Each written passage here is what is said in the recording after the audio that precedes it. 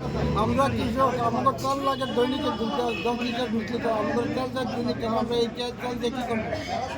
ভাই 2 ক্যান জমিন আছে, দৈনিক লাগে আমাদের 10 থেকে 12 লিটার তেল। কিন্তু আমরা এই যে 2-2.5 ঘন্টা ধরে দাঁড়াইছি টাঙ্কি লিয়ে কোনো তেলই পাইতেছি না, 2 লিটার তেল দিতেছে আমাদেরকে। কিন্তু আমরা এই সর্বত ভুগতেছি আমরা।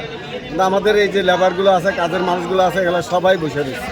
আমাদের জমিনে তেল পাওয়া যায় না, এখন জমিনটা নষ্ট হয়ে যায়, সেই জন্য আমি তেল পাওয়া যায় না আমার। ওই যে আমি আসছিলাম সকাল 6টা বাজে, তো এখন আমার মনে করেন 5 কানি জমি আছে।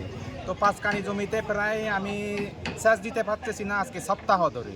তো এইভাবে হলে তো মানে আমাদের জমিগুলো নষ্ট হয়ে যাবে। এখন দেখতেছি সামনের লাইনে তেল দিতেছে 2 লিটার করে, আমার প্রয়োজন 5 লিটার বা 20 লিটার করে যদি হইলে আমি আমার জমির ওই ইয়াগুলো আমি ঠিক মতো করতে পারতাম আর কি। এখন তো ওইভাবেও হচ্ছে না। এখন আমি ঘন্টার পর ঘন্টায় তেল মানে লাইনে দাঁড়িয়ে তেল নিতেছি, কিন্তু তেল নিয়ে দেখতেছি আমার পরিমাণ মতো হচ্ছে না।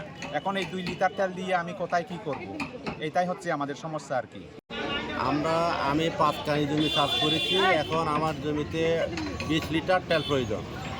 আমি পাচ্ছি শুধু 2 লিটার এই দীর্ঘক্ষণ লাইনে দাঁড়ানোর পরে। তো আমরা এখন কি করব? আমাদের তো এই সমস্যা কীভাবে সমাধান করব? আমরা এত টাকা খরচ করে চাষ করেছি, আমরা লাস্ট পর্যায়ে আমরা সমস্যা করে গেছি আর কি। আমরা চাহিদা মতন তেল পাই না, আমরা চাহিদা মতন তেলটা দিতে পারি না, এই জন্য আমাদের দোকান পর্যাপ্ত পরিমাণে ভিড়। আমরা যদি সরকার যদি চাহিদা মতন তেল দেয়, তাহলে আমরা মনে করেন গ্রাহককে চাহিদা মতন তেলটা দিতে পারবো। না হলে তো আমরা মনে করেন গ্রাহকের কাছে মাছ খাওয়ানোর অবস্থা হচ্ছে। আমরা কৃষক, আমাদের তেল লাগে দৈনিকে 10 লিটার 20 লিটার, আমাদের তেল যায় দৈনিক, আমরা এই তেল দিয়ে কী করবো?